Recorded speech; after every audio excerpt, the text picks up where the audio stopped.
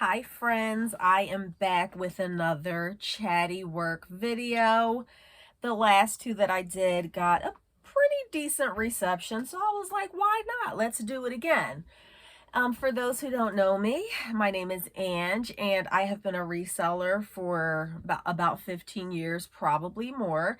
And I like to call myself a bread and butter seller. Most of what I sell are bread and butter clothing items, but I'll sell anything that I can make a few bucks on. And I know that when I'm working, I like to hear some noise in the background. I like to hear people talking. I do not like to be in the silence when I'm working. So it was getting to the point in my office, also known as my dungeon, and as you can see behind me, where I have like a lot of inventory and I'm falling behind. So I figured you may as well join along while I iron some of these clothes, and let's talk a little bit about eBay and reselling world. I wasn't even planning on doing this, but I was getting annoyed because every time I tried to walk in my office, there are so many bags. I'm tripping on stuff, and I'm like, I got to get this stuff out of here. Now, I did go thrifting today. I took a random Thursday off of work, and there are a few churches in my like little area. Well, not my little area, because one was 35 minutes away, that are open on Thursday. So I was able to visit 3 of them. And oh my gosh, you're gonna have to subscribe and hit the notifications to see what I got today. I don't know why I was lucky today. The heavens opened in my favor. I don't know what was conspiring in my favor today, but I got lucky, and you're gonna have to watch my next haul videos. And I don't know if it will be the video right after this, because I have a few recorded videos saved, probably like 5 videos. So I don't even know when that video is going to come along. But friends, listen, if you want to see how even bread and butter sellers like you and I can luck up sometimes, then you definitely need to subscribe and catch my next videos, because I think personally that I found some pretty decent stuff today on a random Thursday. Now friends, tell me, because the majority of what I buy, and the stuff that I'm ironing is stuff that you've probably seen in the other videos already, so I'm not going to show you the stuff that I'm ironing. Do you all have like church thrift stores in your area? And by church thrift stores, I mean exactly that. A local church that has like maybe a thrift store in the basement or on the premises. I get really lucky with those, friends. Although I have to say that as the years have gone by, I can't really call them honey holes anymore. And if you're new to the reselling world, then a honey hole is basically, in reselling world, it's what we like to call like a thrift store, or a place that we get inventory that a lot of people don't know about. So I can't really call them honey holes anymore. They used to be. Just because like people know about them now, and every time I go there's more and more people. But I don't know what happened today, but I was the only person in one of those thrift stores, and I think I did really well. I spent $70, and I'm not really sure how that happened, friends. They asked me, I was like buying a bunch of stuff because I was the only one there, and they had nice stuff. And so it's like older ladies are running the place. They're so sweet. They're so cute. And I think they got nervous because I was buying so much stuff. And I hear them like mumbling and whispering to each other. And they're like, is she going to buy all that? And so one of them like tells the other one to come and ask me if I'm going to get all the stuff so that they can start taking the hangers off of it. Like they're whispering among themselves, but I can hear them. I guess because I had so much stuff, they were worried that I was going to end up leaving it. So one of them comes up to me and she's like, oh, do you want me to start taking the hangers off of this stuff? And I'm like, sure. She's like, oh, we just wanted to make sure, because some people, we take the hangers off and they don't want this stuff. And I'm like, yeah, I'm getting all that, honey. So then I'm shopping and I'm buying more and more stuff, and I hear them whispering again. And then one of them comes up to me for a second time and she's like, oh, just by the way, I just wanted to let you know that we only take cash here. Did you know that? And I was like, yeah, I have cash.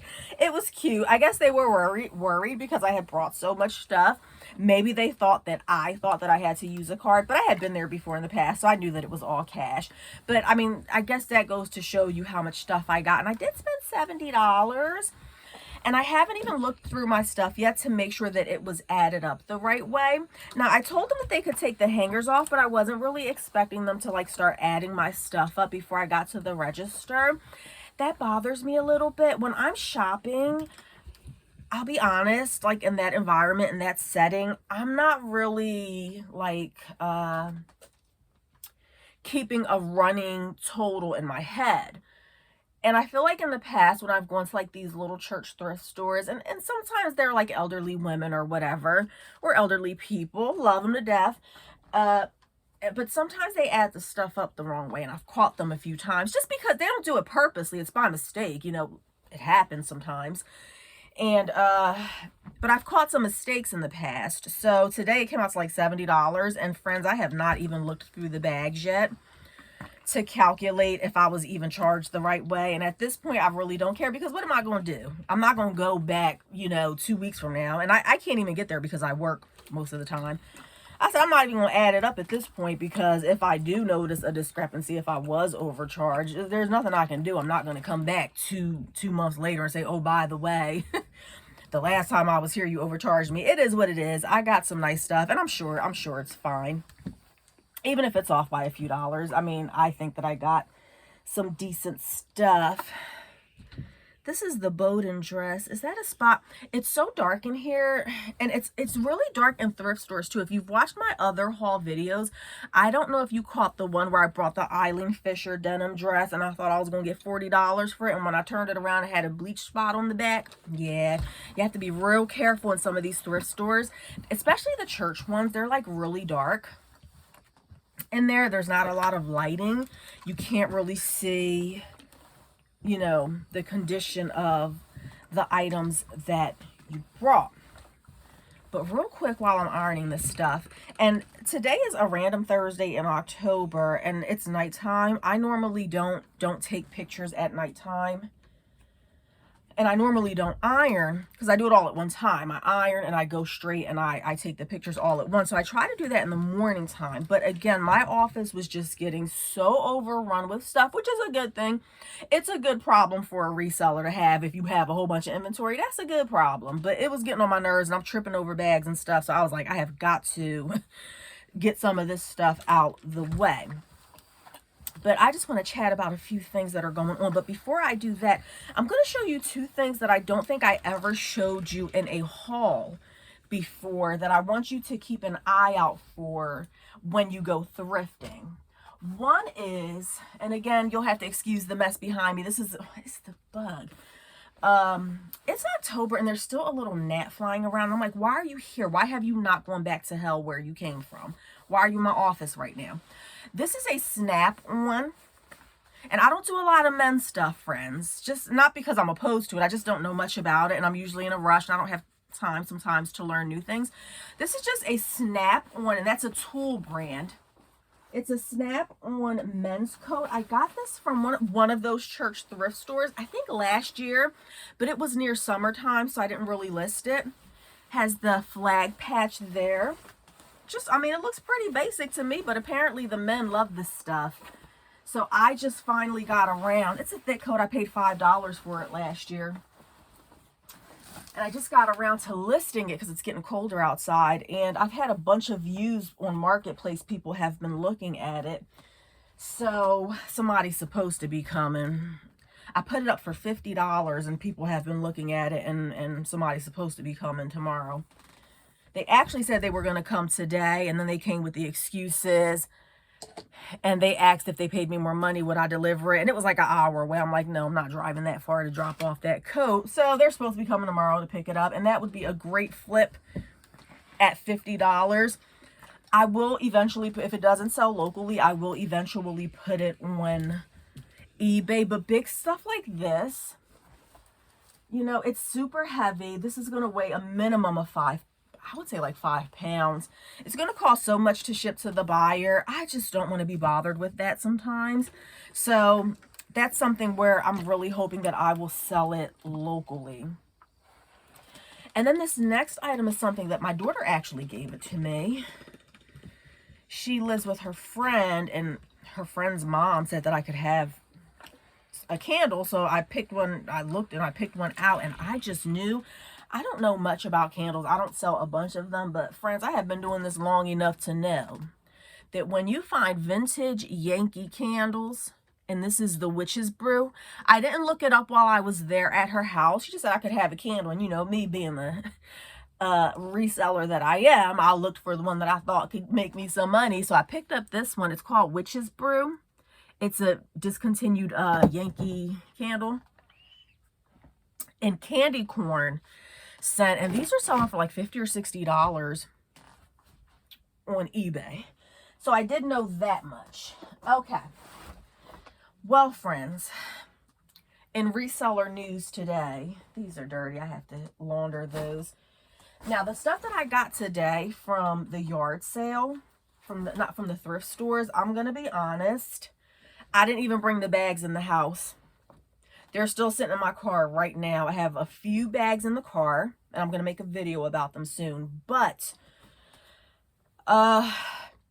because my office is so overwhelming right now, there's so much stuff in here, and I'm just really falling behind. I was like, I don't even want to bring the bags in right now, because where am I going to put them? Where am I going to put them? So I'm going to end up looking like those people. I know you've seen those people before. Is that water, or is that... That's the problem with ironing sometimes as opposed to steaming. And this is like a steam iron. Is that I don't know if that's water on there, or if that's a spot. I'm super confused. I think I'm just going to put that to the side for now, because I can't tell if I just got water on there from the iron or if that's a spot.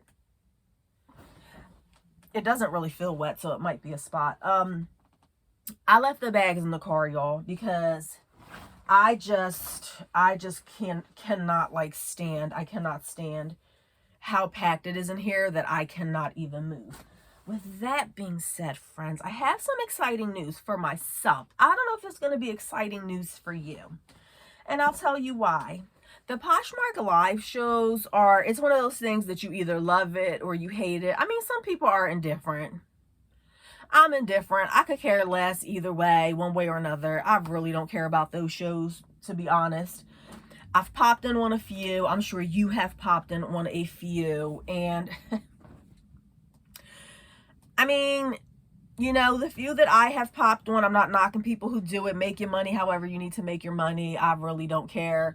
I'm just telling you that my experience with it, from what I have seen the few times that I have popped in, is that I was just not impressed. And there is some weird, those shows are, they're different, you know, to put it in a nice way. They're different. But I say all that to say that I actually recently got approved to do live shows. Okay? Now, some of you rolled your eyes when I said that, and some of you smiled. But regardless of how you feel about it, I was approved, and I do have every intention of giving it a try, because why not? Why not, friends? I mean, we're resellers, right? We're here to make money. So let's make money however we can. So I'm in a bit of a predicament, however, with doing the live show. I'm not opposed to doing it. I've been live before.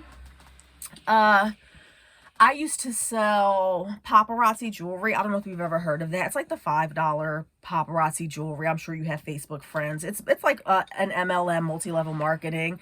And that's, again, one of those things that you either love it or you hate it. MLMs. I'm indifferent. I could care less. But I've done the $5 paparazzi jewelry before. And I also used to sell Pure Romance, friends, between us. And if you don't know what Pure Romance is, you can go ahead and Google that. So I do have experience when I was selling those things. I used to go live to sell the product. So I'm very comfortable. I have no problem. And you probably can tell because I'm doing YouTube videos. I have no problem going live, doing videos, any of that stuff. So that's not a problem for me. The problem I have, friends, and I got approved like 2 weeks ago to do the live shows, is that I have nowhere to do them. Have nowhere to do them. That's the problem, friends. So, I guess that's on hold for now. Now, I don't really know how it works. I think I accepted the invitation, but then I never did anything else. They just sent me like an email and said you can do live shows now.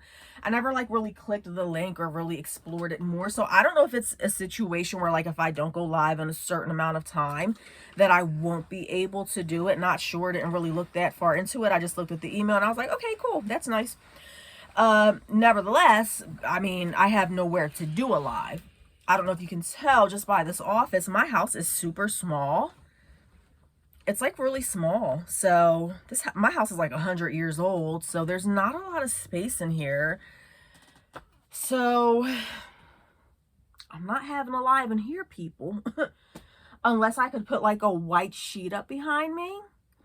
Even the way that I have the light on, just even doing this video right now for YouTube was a challenge. I had to kind of like finagle the lighting in here. I didn't have a cord. I don't have a lot of outlets. There's so much stuff in here. It took me a few minutes to even set this up just to have this type of video. So I don't know where I would have a live. But I'm definitely not shy. I'm not shy at all. I have literally no problem going live. And I do have basic common sense on how to do a live, even though I've never done one before. I have to say that some people seem to lack common sense when it comes to doing the lives, you know? I'm not trying to knock them. Maybe some people just don't know better, but I would just think that you would know not to have your music blasting so loud that nobody can hear what you're saying. So I have some ideas on how I would run a live show, and what would I sell all the stuff that I've been donating. I already know if it's a bidding platform, if it's a situation where you're depending on people to bid up your item, you don't want to put your best stuff out there, right? So I, like my very first show, I'm assuming that I will not be getting like a ton of viewers. So I'm not going to put my best stuff out. I'm going to grab all the stuff that I have laying around that hasn't sold, stuff that I've put to the side that needs to be donated, things of that nature. That's probably what I would do on my first show or first few shows, just until I get the hang of it and get my feet wet with it. So we'll see. I will keep you updated if I do, in fact, at some point figure out how to, or not how to, but where to do a Posh live show. So if I can get this office cleaned up a little bit, just get some of the stuff from off the floor or whatever, I could definitely do it in here. I know that it's going to be a challenge, but I'm up for the challenge. So that was that news, and I'm a little bit excited about it. What else is going on in my world? Friends, have y'all watched any of the Whatnot shows? So I just recently, I'm sure you've heard of Whatnot. Whatnot is a platform where you can auction off. I mean, it's like a Poshmark live. Same thing, same concept. Somebody goes live, they sell their stuff, you bid on it. And from what I hear, a lot of resellers find inventory on there to resell. I just happened to go on there being nosy to see what was going on. And friends, I am completely addicted to that site. Completely addicted. I haven't found anything to resell, but I have found clothes for myself. The prices are, I mean, you can find all types of stuff at a steal. Now, that is not good news to some of you, because whenever there's a new way to sell things, whenever a new platform comes out, whenever a platform changes the way that they do things, there are always people who are going to panic. There are always people who are going to think it's the end of the world, and they're going to blame all this stuff for their sales going down. And you know what?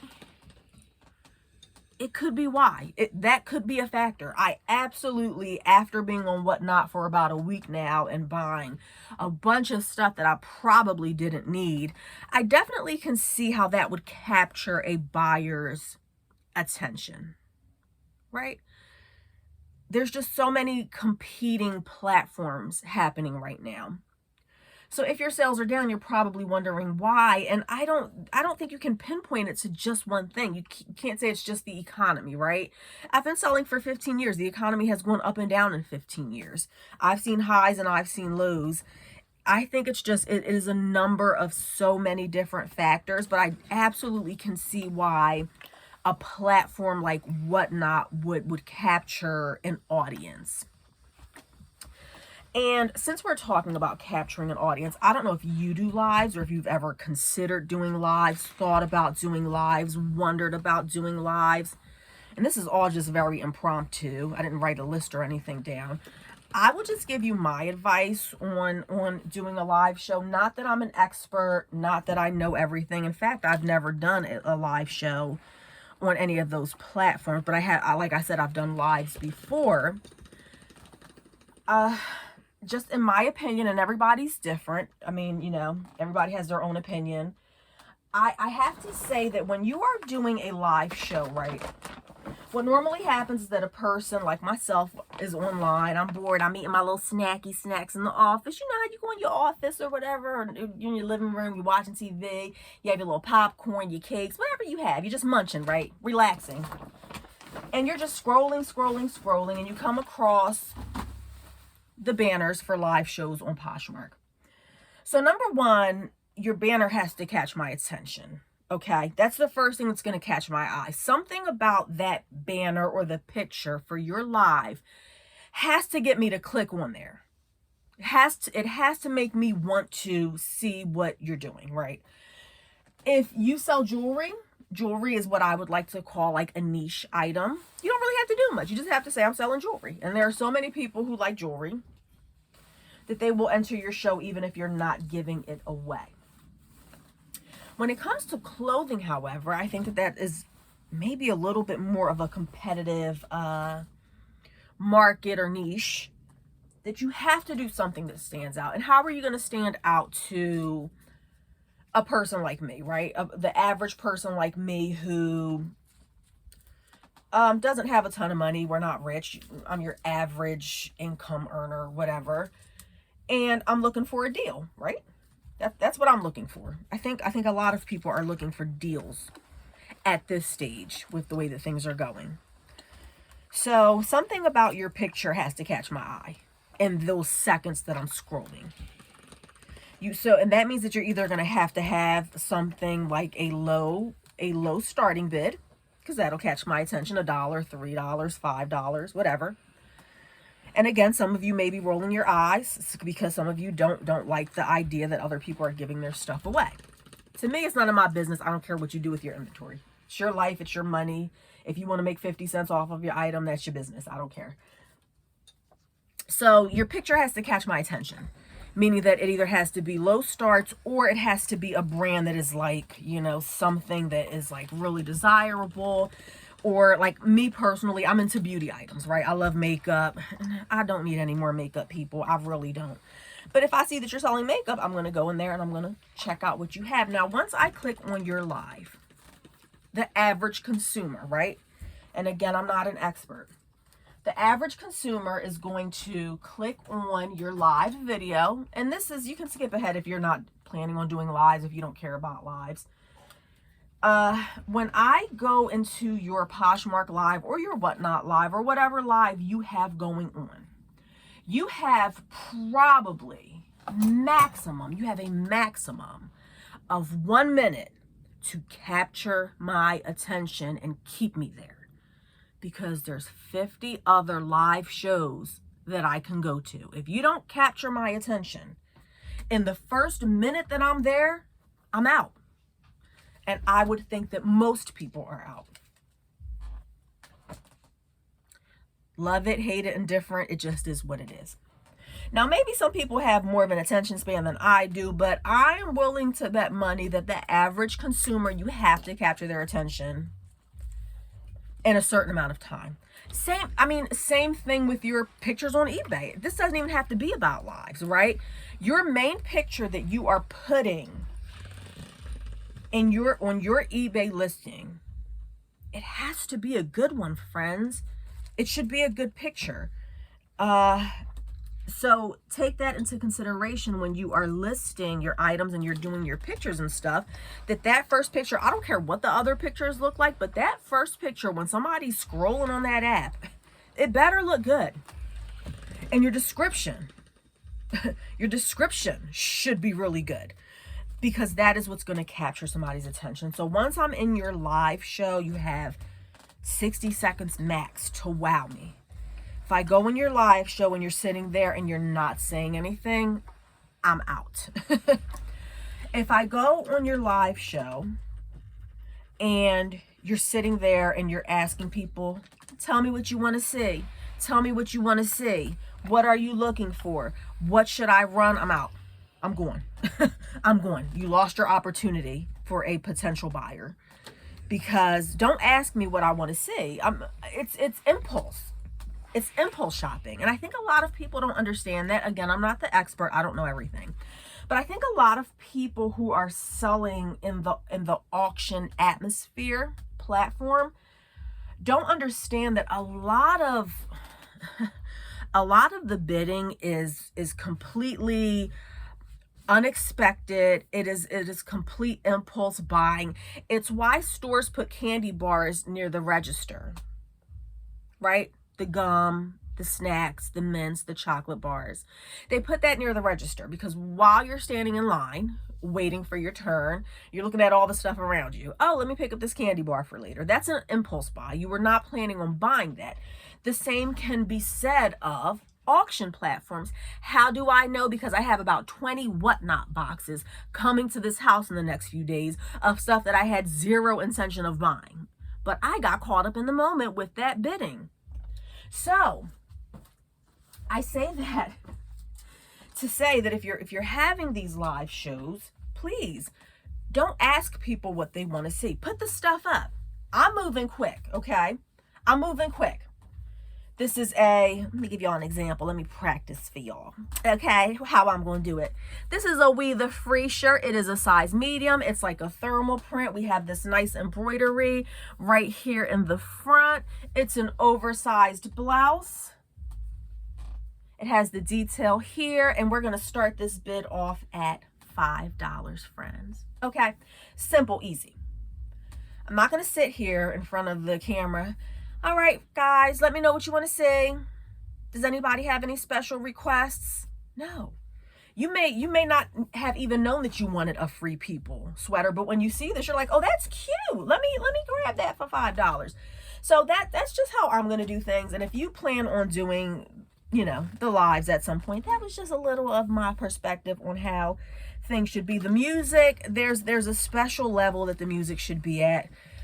Not too high. I don't really like the ones that don't have any music at all, to be honest. It's a little dry sometimes, unless the host has like a really big personality, and some people don't. Everybody's different. Some people are more quiet than others.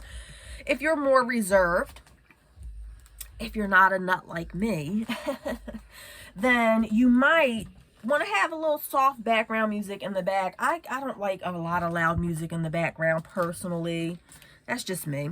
But I guess there's really no right or wrong way. Everybody's, your vibe attracts your tribe. Have you ever heard that before? Your vibe attracts your tribe. Everybody's not going to like you. And that's not just in the reselling world, but in life in general. I'm not everybody's cup of tea. I'm too loud. I'm too crazy. I'm too this. I'm too that for some people. Some people love it. Some people hate it. People who like my personality, people who like the way I do things, they will watch my lives and they will join. There are some people who like the silent lives. The silent lives drive me nuts. I literally do not have the attention span to just sit there in total silence. Hence the reason that I'm making this video now. What I said in the very beginning of this video, I don't like just the silence. I don't like just hearing my own thoughts, right? Not me personally. I need to hear some noise. So the silent shows, they don't work for me. But there are people who absolutely love them. So, take what you can, leave the rest, friends. Let's talk about sales.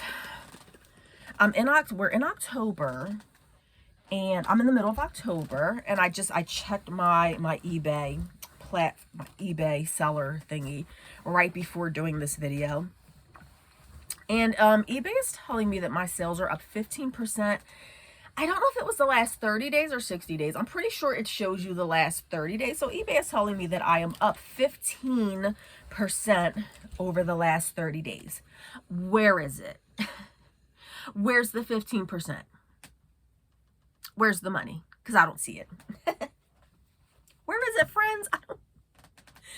Where's the 15% that eBay is telling me that I'm up? Because my bank account does not seem to be reflecting that. So I'm a little bit confused about what they're talking about. Apparently my sales are up. I don't know how. To me, I mean, they may be up over the last 30 days, but one thing I know for sure, friends, is that it is not up from where it was back in June. Okay? It's not up from there. I noticed the difference. Now, of course, you're going to have ups and downs in reselling. You're going to have times when you're making more, and there are times when you are making less. But I notice a difference. The difference is pretty obvious to me, that I just don't seem to be making as much money on there as I was before. I don't know what's going on. There are a myriad of conspiracy theories, reasons why. Again, I think it's just a culmination or a mixture of a lot of different issues and things that are going on in the world. And of course, it may be something to do with eBay hiding listings. I don't know. I don't know, friends. All I know is that I'm just going to keep on pushing. I'm going to keep on working. And if you don't remember anything else from watching this video, this is what I want you to remember. And I want you to repeat it over and over again, because if you're going to be a reseller, you have to be tough. Improvise, adapt, and overcome, friends. Say it with me. Improvise, adapt, and overcome. If sales are not going your way, you have to improvise. You have to figure it out. Find a way. Lose the excuses and find a way. And I know it's hard. You can't force people to buy from you. If what you're doing right now isn't working, do something else. Adapt to the changes. The reselling world is constantly changing. Platforms are always coming out with new ways of doing things. You're either going to be one of those people who gets upset every time Poshmark announces a new change, every time eBay decides to do things a different way. You can get upset about it, or you can just go with the flow. I tend to be the type of person, number one, I barely even read the emails that they send me. I don't have time for that. I don't have time. Sometimes like the fall, the seller update, that newsletter or whatever thing that they send out every now and then. I mean, I'll glimpse past it occasionally. I'll take a quick read of it. Me personally, I'm not going to fret. I'm not going to panic. I'm not going to lose it every time, a platform changes things. I just have to improvise. I have to adapt, and I have to overcome. I have to figure out a way to make money. And what that means is that if eBay is not producing and doing what it should do, then I'm going to start listing more stuff on Marketplace. I'm going to list things on Craigslist. I'm going to put things on OfferUp. I'll put things on my personal pages, social pages, whatever I need to do. I just sold some candles recently. I've had these candles for a while, and I've listed them a few times in the past on my personal page, my personal social media. I've listed them before. Nobody really, no bites, no takers. And what I did was I took all the candles out again, and they were like a mixture of Bath and Body Works candles, stuff that I buy. I get them from yard sales for like $1 or $2, $3 max. I don't pay more than that for like a Bath and Body Works 3-wick candle. I gathered up all my candles recently because like sales are slow on eBay, even though they're telling me that I'm 15% up. They were kind of slow, and I said, let me clean out my office. So I just went through like all the candles that I have. I've posted them on my personal page before. I gathered them all up. I took new pictures. I thought they were decent looking pictures. I put them on my personal page, and I ended up selling a bunch of these candles for like $45. Hello. Yes, ma'am. Thank you very much. I'll take $40. That sounds like a full tank of gas to me, friends. In New Jersey, anyway. I don't know if you live in California. I don't think that's a whole tank. So that's what I did. You know, if eBay is not producing, and have you noticed that I haven't even talked about Poshmark at all? We're not even going to talk about her. We're not even talking about Poshmark today. Okay, fine. If you insist, let's talk about her. Poshmark, friends. What have I sold? It's October 18th or 19th today. I've sold 5 things, maybe 5 things. On Poshmark. Y'all know how I feel about Poshmark. If you've watched my other videos, you already know how I feel about her. She's a fickle friend. She's a fair weather friend. She comes and she goes. She does what she wants. She's not loyal. She's not a good friend. That girl will ghost me for like a whole month, and I'll have like one sale here or there. But I mean, you know, I sold a few things on there this month. Nothing much to talk about there. And there are people who have like a ton of luck on Poshmark. Poshmark has just never been that girl for me, ever. Like I said, she's a fair weather friend. She does what she wants. Completely inconsistent. And eBay, I don't know, eBay is giving those type of vibes lately too. eBay, I was on a consistent track of selling like 2 or 3 items a day, and she just completely taped overnight with no warning. She was like, nope, we're not doing this anymore. You're done. And she stopped producing. So now I can go like a day or 2 without selling anything. That's happening way more often lately. But friends, this is what I wanted to talk about. So even though I feel like my sales are down, I'm not selling as much stuff as I was before. This also comes back to the improvise, adapt, overcome that I was just talking about. What saved my little behind this past month or 2 is the fact that I have gotten better at sourcing. Listen to that again. I've gotten better at sourcing better items. I'm still a bread and butter seller, always going to be, as far as I'm concerned. But I have gotten much better. And, you know, there's luck in there too. You know, I hate when people say, oh, you just have to work harder. You just have to work harder. That's crap. I think we all work hard. Don't we all work hard? You have to have a little bit of luck on your side, friends. It's not always about working hard. You know, we're all working hard. We're all busting our butts trying to make money. And some people are making money and some people aren't. So some of it has to do with luck. So yes, I've been working hard. Yes, I've gotten better at sourcing items. But let's just be honest. I've had some lucky breaks recently where I'm finding items that are worth more money. And what got me through this month, even though I wasn't selling a bunch of items, there were, I think, 2 or 3 times this month where like some of my more expensive items in my store, and I don't have much of them. If you've watched my videos before, you know that the majority of my items, I sell them between $13 and $25. That's my average, $13 to $25. But I do have a few, like, you know, more expensive items, and I will tell you that there were a few times in this past month where I didn't sell anything for like 2 or 3 days, and then somebody would buy a $60 item.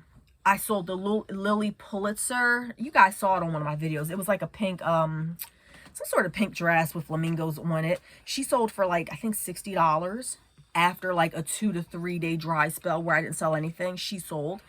And then I sold recently, I had another dry spell. There was a few days where absolutely nothing sold, and out of nowhere, I sold I think it was a Tommy Bahama silk, 100% silk men's tropical shirt. I had it listed up there for, I want to say $60 or $70. I don't even think they sent me an offer. They just brought it outright for like 60 or 70 bucks. So twice this month, having those larger items in my store really came to save the day when I had gone a few days without selling anything. So that's something to consider. And as we do these videos and as you watch me, I'm hoping that you will see the growth. When I do the haul video of today, the stuff that I brought today, I think that you will agree with me that I found some really good stuff. And again, it's not even because I'm better at I am better at sourcing stuff now, but it was luck. It was luck. It wasn't about hard work today. Yeah, I was out there. Yes, I went to the churches. I do that all the time.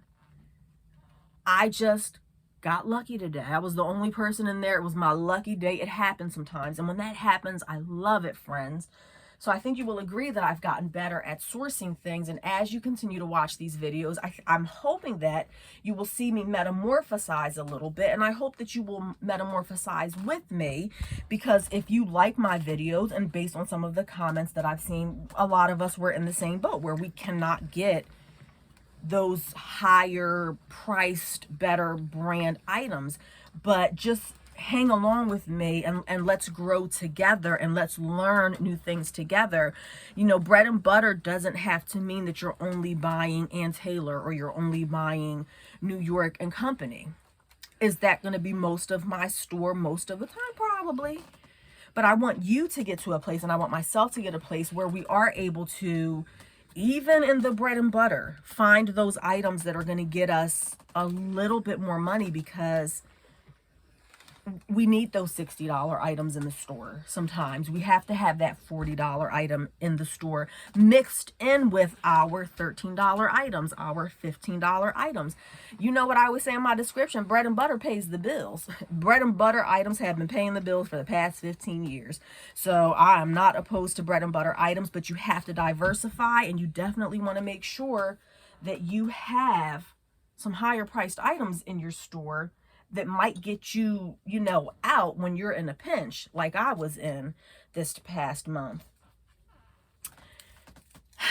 And I could go on and on and on, because I'm not done ironing. I'm still working, but this is 40 minutes, and I think that that's good enough, friends. So I'm going to sit here in my office.